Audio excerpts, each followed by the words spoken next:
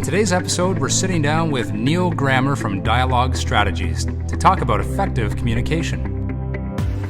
You're listening to The First Three Knocks, a Masonic podcast in the District of York, where we discuss topics for the betterment of Masonry. The opinions discussed in this podcast are those of the individual and do not represent the views of Grand Lodge or any other Masonic body. Now, here are your hosts. Well, good afternoon, brethren. Hello, Neil. Bert, how you doing? Great. It's a real pleasure to have you here on our podcast. Yeah, my pleasure as well. Knocks. So, on today's episode, we'll be talking about effective communication, and I am thrilled that you're sitting down with us to talk through effective communication. And in fact, I suspect you'll probably be judging us through the entire episode. I'm taking copious mental notes, so be on guard. Be on guard. So I'd just like to introduce you. Neil, of course, is an expert in his field on effective, impactful communication. I've had the great pleasure of working with Neil for many years, actually, in a few different organizations. And Neil graciously has agreed to come on the show to give us some tips and tricks on effective communication. So Neil is an expert in his field. He's been doing this for well over 20 years, so you've got a lot of experience. Your background really is in fast-moving consumer goods, so you've worked with multinationals. Neil has worked with startups, with senior leaders, junior leaders, and everybody in between. And so I am very excited to welcome you to our show and to learn a little more about this really important topic. And I can't think of a better topic for Masonry, which is being succinct. I have to say, when Bert said that I have a friend that's coming on and his name is Neil and he's an expert in communication, it just tied into all the challenges that our other guests have talked about within Masonry. And one of the biggest challenges tends to be communication. Mm-hmm. And so when he brought this to light and said, we got an expert coming and he's going to help us crack the code and figure it out, brilliant. I mean, we can't get any better than this. So again, welcome and thanks for taking the time out today to join us. And happy to help I'm excited. Yeah, so I'm happy to help out and feel free to fire away on any of your questions and I'll share some of my thoughts. Some anecdotes of what's worked and what hasn't worked, and hopefully your listeners will walk away with a couple of really key tips that they can use literally tomorrow. Excellent. So I think the obvious first question is, how did you get into this kind of work? Well, the way I got into it was totally unplanned. I was actually working in the computer industry. I had a science background. I did a master's degree. I didn't want to do a PhD. So I decided I knew nothing about business, so I did an MBA because I thought that would be a really concentrated way of learning about business. I majored in finance, took 2 prerequisite marketing courses. My first job out of business school was a marketing job. Of course. And I was in the computer industry doing strategic planning. I knew nothing about computers, but over time you learn. And I was in that company for about 5 years. And a friend of mine who I had worked with had moved to Australia. He took a presentation course from this company in Australia, and he happened to mention to the facilitator that he was Canadian. And she said, I think our company's looking to open an office in Canada. Do you know anyone who might be interested? And he sent me an email, and this is the early days of email, so getting an email from Australia was a big deal. Ooh, we've arrived. An email from Australia. Framed it on the wall now, right? That must have taken a long time to get here. It's all the way from Australia. And I remember reading it, and at first I dismissed it because what's training, what is that? But as my company that I was working with was starting to implode, I looked into it a little bit more, and they had an office in New York. So I called their New York office, and the guy who I spoke to, we had a really good conversation. He said, hey, why don't we fly you down for a proper interview? And I remember saying to my wife, I don't know if this thing's going to work out, but it's a free trip to New York, so what the heck? We're in. So I went down there. He liked me, I liked him. They hired me, and that was the beginning. I worked at that company for about 5 years. And then in 2000, I realized, I could do this better on my own. So I left and started on my own. And nearly 20 years later, here we are. Brilliant. Yeah. Absolutely. So something I thought this will be fun for a couple of years has turned into a lifelong career. Yeah. Awesome. Well, I've had the good fortune of working with you previously, and I've seen the impact that you've had on certainly some of the teams that I've worked with, and more importantly, individuals. Maybe share with our listeners, what are some of the challenges that you see happen in communication, breakdown of communication? I would say if I were to break it down into 2 main areas, One of those things would be the content of the message, and then the other is the delivery of the message. So when I think about the content of the message, the single biggest challenge that most people have, certainly in a business context, but even in general conversation, is succinctness. So that's definitely number one. A second thing is the ability to be explicit about the relevance of their message to the listener. I think there's this presumption that when we say something to somebody, they will logically figure out what it means. So for example, if I was a real estate agent and I said, this house has got great curb appeal, you would go, well, I guess that means that when people walk by it, they're going to see it's really nice. And then one day when I want to sell it, it'll probably increase the resale value of my home.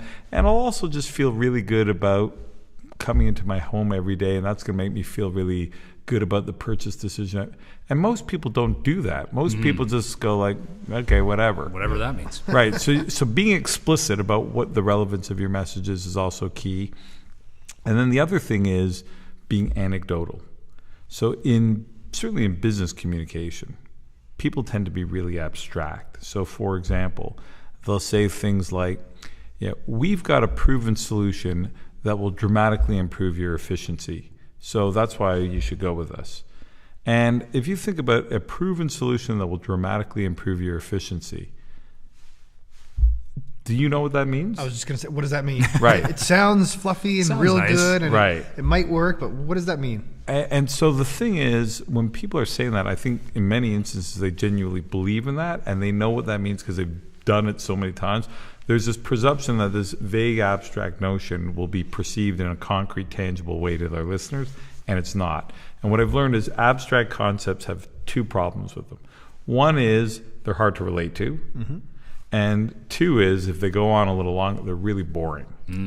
And the ability to overlay something anecdotal on top of your abstract concept is what makes you engaging. And so, Bert, you've heard me use this expression numerous times. I'm a big proponent of what I call the beer in the bar phenomena, i.e. the way you describe something to somebody over a beer in the bar should almost be exactly the same as how it's described in a boardroom. So over a beer in the bar, if somebody were to ask you a question like, how are we going to improve our business this year? Your answer would probably be, well, look, it's going to be really hard, but the two things we have to absolutely do really well. We have to work more effectively as a team. So we have to have our sales guys working in conjunction with our operations guys. They have to talk on a weekly basis so we don't get caught offside with inventory. And we have to have that communication on an ongoing basis. And we can't do it by email. We have to sit in a room together face to face. And then you go like chug, chug, chug, chug. But in a boardroom presentation, you'd say something along the lines of, if we could gain the kind of synergies that'll truly ramp up effectiveness in a meaningful way, and I've drawn this Venn diagram that will show the intersecting points between sales and operations to see where we could truly maximize productivity, and that is how we're going to improve performance this year. And most people go like, what happened to that guy in the bar? Yeah. And I always say this to people, the best presenters that I've seen in my career are literally the ones that sound no different in the beer in the bar as they would in front of 300 people at an industry conference. It's this natural, engaging, conversational, easy to relate to, down-to-earth style of communication that makes the person approachable and relatable. And I always say, here's my caveat.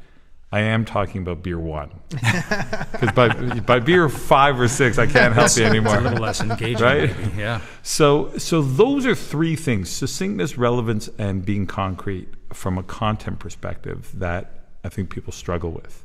I think people feel that in order to validate their subject matter expertise, they have to dive deep into details, right? And then the more details and the more jargon I use and acronyms and terminology, the more you'll appreciate how much of an expert I am. And the analogy I always say to people when you think about proving subject matter expertise is this. If you went to a doctor and you said, doctor, last month, my breathing's been really labored and my chest is really congested. I'm getting winded all the time. What's the matter with me? If the doctor was doing a business presentation, he or she would probably say something like this.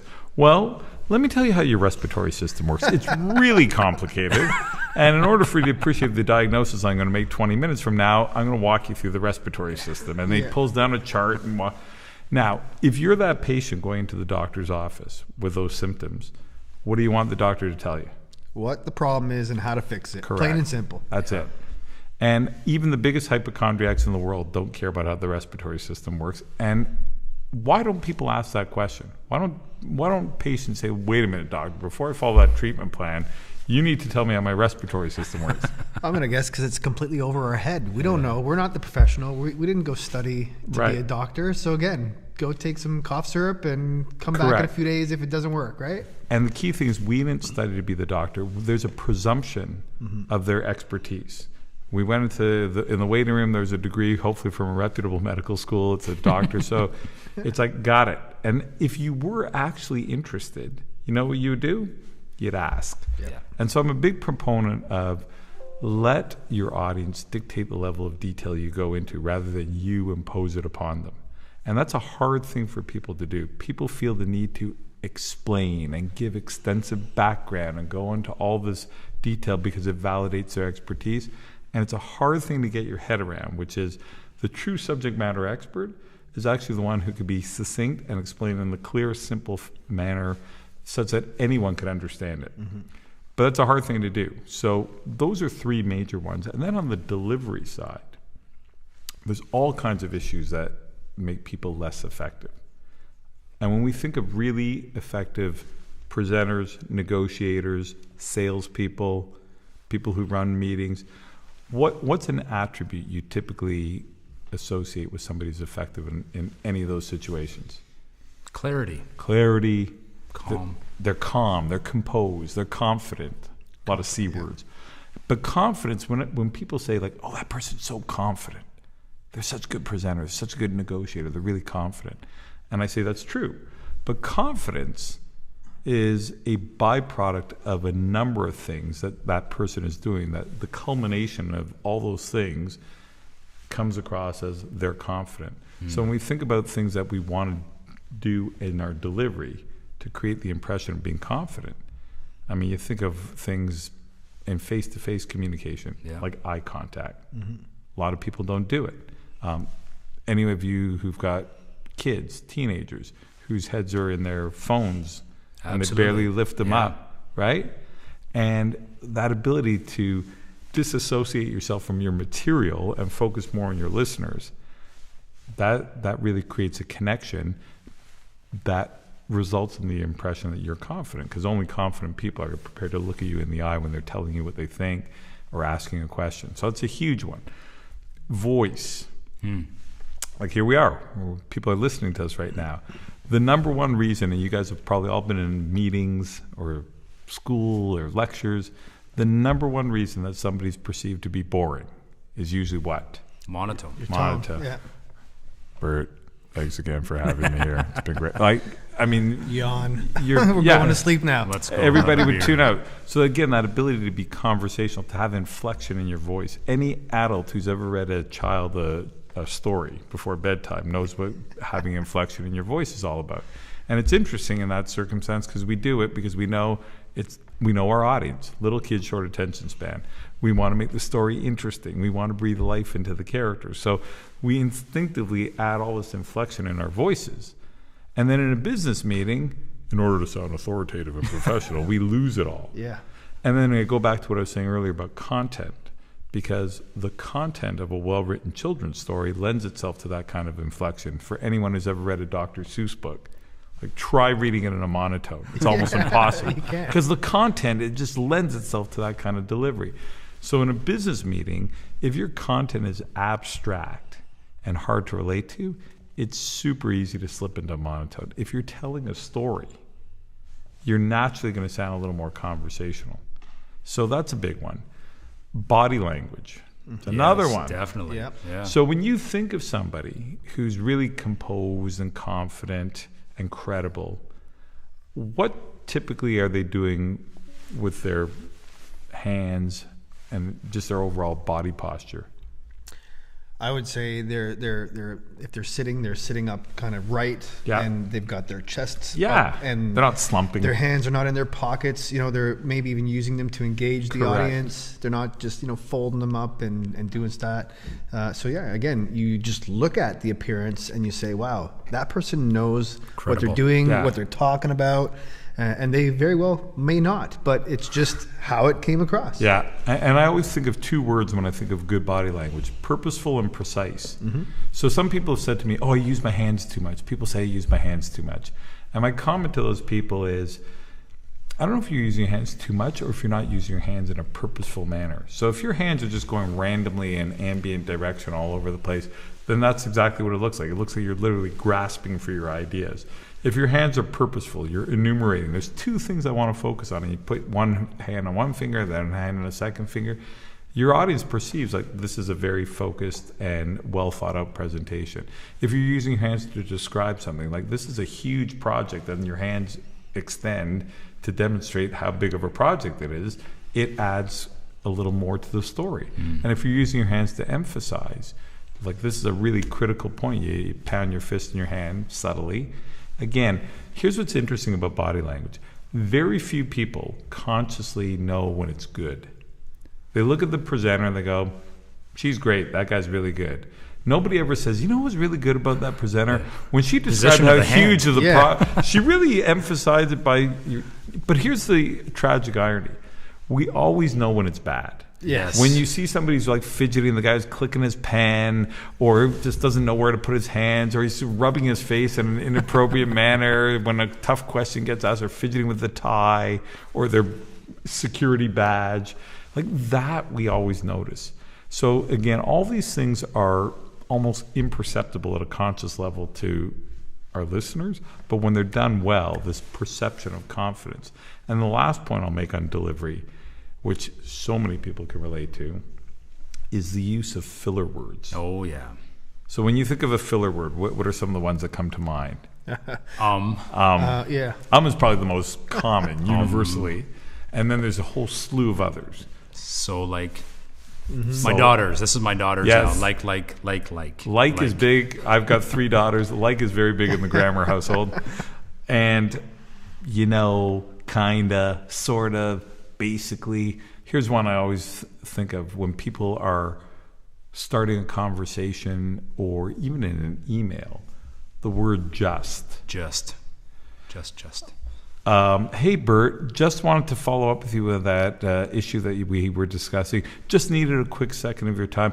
Just had a small question. What's the implication of just in that context? Not important. Not Yeah, important. Exactly. There's no urgency. No sense of urgency. Get back to me whenever you feel like Right. it, and then you may not. So I'm a it's like, bother. I'm sorry. Right. And so again, nobody consciously says, he just said just. He must not be confident. But rattling around in the back of that person's brain, it's not that important. It's not that urgent. You didn't have that assertive nature about the way you communicated to make me feel it was important and that you are confident. So there's a lot of things that go into how to be an effective communicator. And what's interesting is people often ask me this in the context of presenting.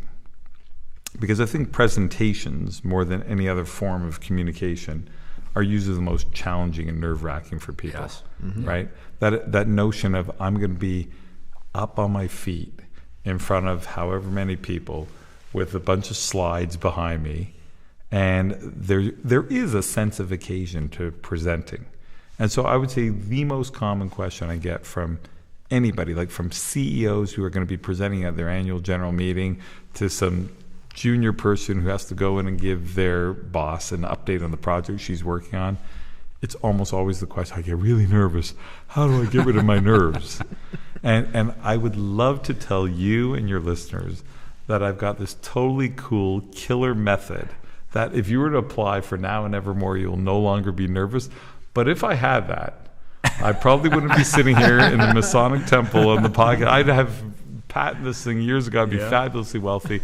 So here's what I tell people about how to mitigate. You never eliminate, and I don't think you ever want to eliminate nerves, but how do you mitigate nerves? And these two things will not be profound shockers to the people who are listening right now, but it's the ability to do it on a consistent basis. Number one, know your material really well. So that's an obvious one.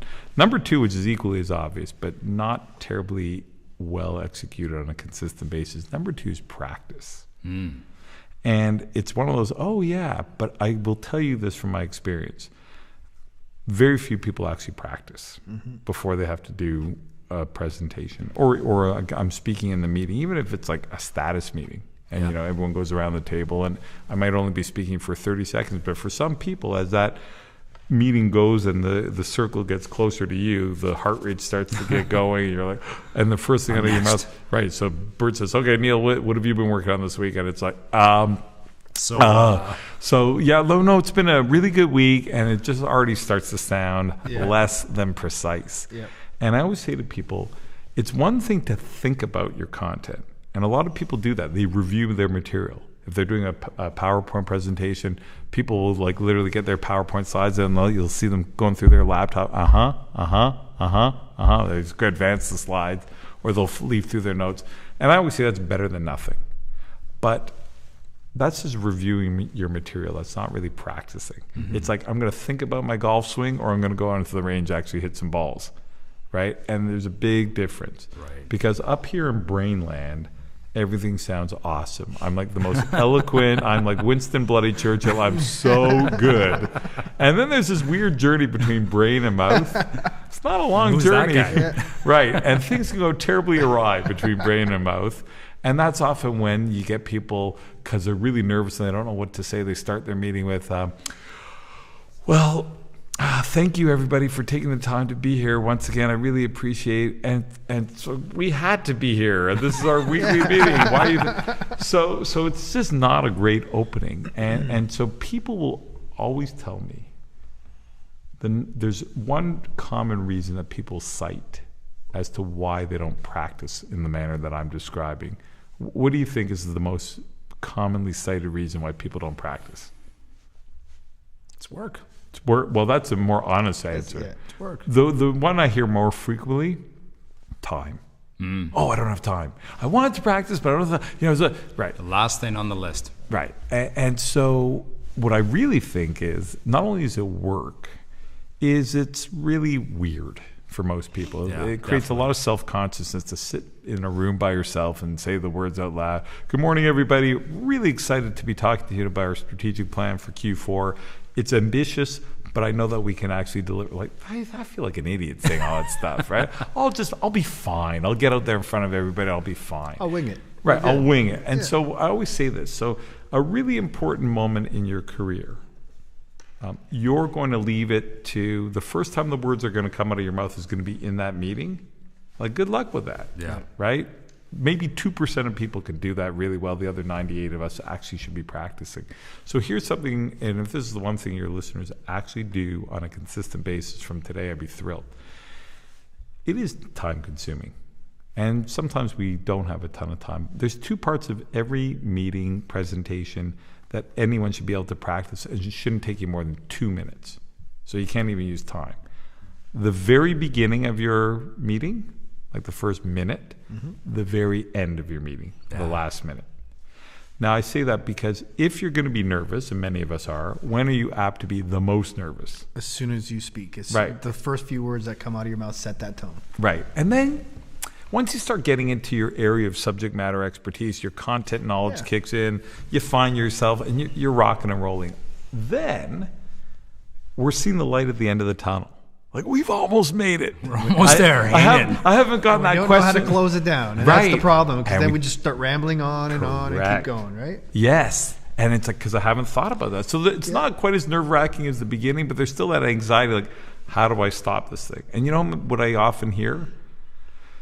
So that's really what I wanted to cover with everyone today. And if anyone has any questions, like one of those really strong ending. So here's what's ironic about that. The irony to me is this: the parts of your presentation where you're apt to be the most nervous are the two parts where you're also apt to have everyone's attention. The very beginning. You haven't bored, irritated, or confused me yet. The very ending, because you probably said something like, so in conclusion, which means, oh, it's almost over, right? Everybody's back. We can finally eat. We can finally eat. So the two parts where you're guaranteed to have everyone's attention are often the two fumbliest parts of the thing. So if you just practice those two things, listen, my recommendation is practice the whole thing. Right. But I get it. It's weird. But if you just practice those 2 minutes, maybe 3 or 4 if you do it a couple times, the quality of your meeting or your presentation is going to go up exponentially. Mm-hmm. You're going to feel 100 times more prepared. You're going to go in there with way more confidence.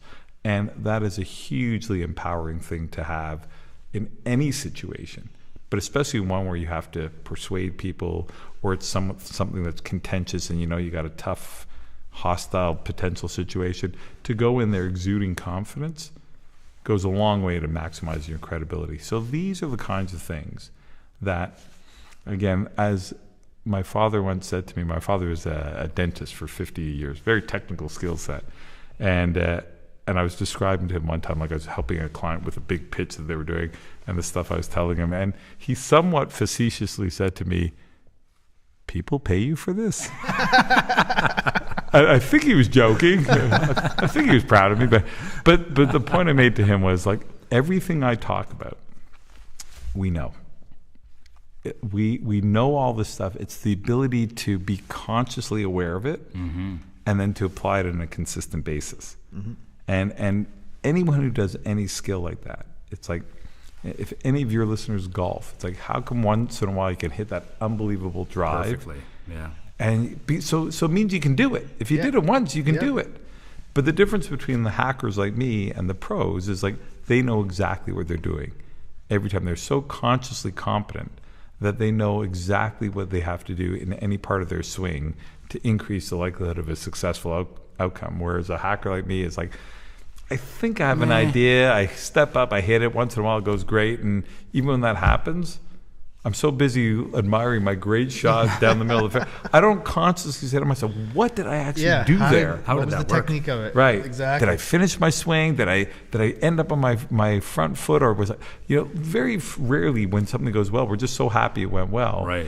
And people always say, well, you only learn from your mistakes. And I go, yeah, you do learn from your mistakes. But when you have something happen that went the way you want it to go, it's really worthwhile to reflect in a conscious way what happened. Mm-hmm. Why did that go as well as it did? Because I maintain you can learn just as much from the good ones as the bad ones. Right. Absolutely. Right? Absolutely. And those are more affirming than reliving the bad one. Yeah. Mm-hmm. So there's a lot of things that people could be doing on an ongoing basis to be more effective communicators. That's really interesting. The concept you just mentioned of conscious awareness, why do you think that so many people struggle with that? Like, what is the thing that holds us back? Well, I'll tell you what I think is the difference between communicating and any other specific skill set. We all communicate. We do it every day, some better than others, but we're all chugging along pretty okay.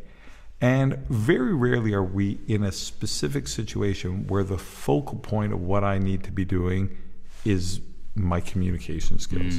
It's usually part of other aspects. It's just one element. Right. It's like I'm describing our new strategy to the team, and there's going to be a lot of interactions. I'm just focusing more on the specifics of the strategy and everything. Like, I'm not thinking about how am I delivering that message, how are they perceiving it, what is the benefit to them to actually agree with me and then execute it, how do I get them to get their team on board.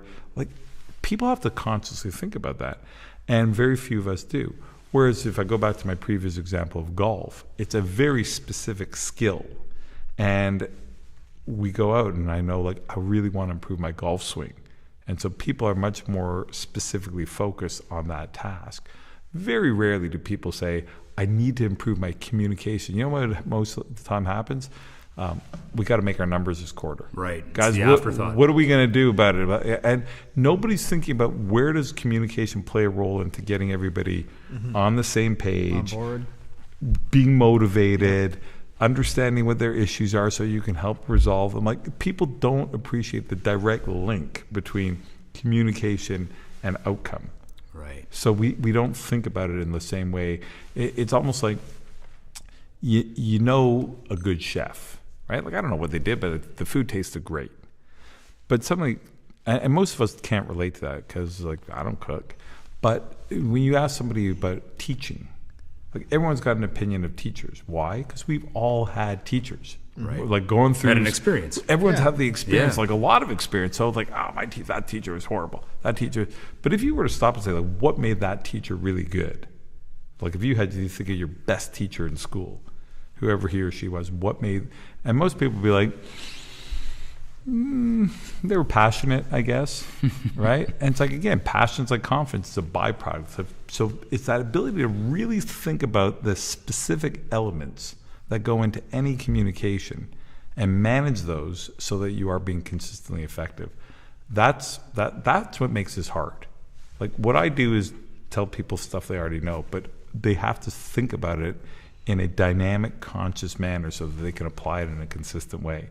And if I were to simplify everything I've just been talking about, I always say this: there's 2 questions we should all be able to answer in our minds before we communicate anything to anyone of significance, certainly in a business context.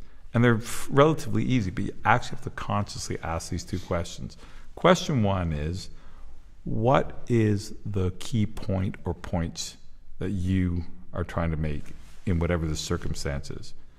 And again, that's that ability to just distill all the crap into the simplicity. You got it. And the second question, which is probably even more important than the answer to the first, but you need the first to get to the second, why will your listener care? Yeah. Because we often communicate things from the perspective of us. Like, I need you to adopt this strategy because then we'll hit our numbers and that will be great because then my bonus will go up and I'll Works be... for me. Right, I'm going to get accolades for being a brilliant manager. But the challenge is always like, what's in it for that person to take time away from their current thing, have to divert resources to this particular project instead of their pet project? Like, how do we get people to understand what the benefit is to them? Mm-hmm. And if you can answer those 2 questions consistently before you communicate, you are going to be much more credible to a wider variety of people. And again, it's just a function of being conscious about it. Conscious effort. And doing it. Yeah, that is brilliant. You know, you talked about it from a very business perspective. Yeah. Of course you would. But it really lends itself to our Masonic experience. Yeah, absolutely. Which is a lot of presentations, a lot of discussions, leading meetings. I mean, very similar type of environment. And boy, do we see a lot of not succinct messages out there. So, and it's the same principle. Like, why are your members coming to these events? Part of it is they believe in what you offer. They like the collegiality. They want to get experiences they wouldn't otherwise get in their everyday life. Like, there's so many things. So the ability to articulate why do you care about what we're talking about in a very explicit manner, that's what makes people go like, this is a great meeting. Yeah, absolutely. Right? That was a really good meeting. Yeah, like, I got why I should care about this. Oh, this is good. Yeah. Or trying to explain to somebody else, like, how come you joined the Masonic Temple? Well, you know, they got a lot of good causes and you know, they got a really communal spirit. It's like, okay. But to be able to articulate it to people who aren't part of that organization in a way that they will go like, that sounds really cool. Yeah. I never knew that. Yeah. I just thought it was a bunch of stodgy guys wearing hats or something. You know what I mean? So people who in every facet of their day-to-day lives, that ability to communicate an idea with clarity, with relevance, and make it relatable, that's key. And for anybody who's got teenage kids, you got to know that that's a hugely important part of getting your kids engaged. So big, yeah. Right? Absolutely. So, like, I've incorporated that. I remember with my kids, what'd you do at school today? Nothing. Like, or how was school? Good. What did you do? No. Nothing. Right? And then you go like, wow, that's really bad. But then I realized that was my fault because I was just asking. I was asking lazy questions, right? Like, what did you do today? It's like, now make your kid go back and recollect 7 hours of their day and come up with something specific so you can feel mental like gymnastics. So you can feel like an involved parent. So it's like, no, I got to do the work. If I want to really find out what my kids have done today, I got to ask better questions. I got to listen more intently. I got to follow up. It's all relatable, whether it's in business or personal. It's just such a fundamental part of how we relate to one another. Right? It's such an important part, really, and it's so overlooked. It is, and especially now with millennials and smartphones and that ability to still be able to have a verbal conversation with somebody, because at some point people have to do that. And I stress this to younger people, kids 16, 17, 18, in their early 20s. That's a differentiator, right? Your ability to be able to engage people at a human level and be genuinely interested in them and have them interested in you without it being an emoji. Yep. I mean, I know I sound like an old codger when I say it, but it's still true, right? Yeah. So the kids who get that, you see their progression. So it's something I encourage for anyone who has kids. This is something to work. You can work on your skills with theirs, and it actually does end up bringing families together because you have something to talk about. Yeah. Once you get past the eye rolls, it's all good. It's right? a few less eye rolls is the goal of the year. You got it. Yeah. Neil, that is fantastic. Those are really helpful insights and tips and tricks. I know I've been working on some of those with my family and certainly in our business, and I'm very pleased that you're able to share that with our listeners here on the First Three Knocks. So thank you for taking the time. My pleasure. It's great. And for those of you who are listening who want to have the opportunity to work with Neil, I would highly recommend, as I've seen the impact on our business. Neil's company is called Dialogue Strategies, Inc., and effective, trustworthy professional communication. You can contact him at DSIWay, DSIWAY.ca. The DSIWay, THEDSIWay.ca. And the phone number is 416-809-1429. Our operators are standing by. Well, with that, Neil, we thank you for coming in. I hope you enjoyed our episode with Neil Grammer from Dialogue Strategies, and join us next time on the First Three Knocks. Thank you for joining us for this episode of the First Three Knocks. Happy to meet, sorry to part, happy to meet again.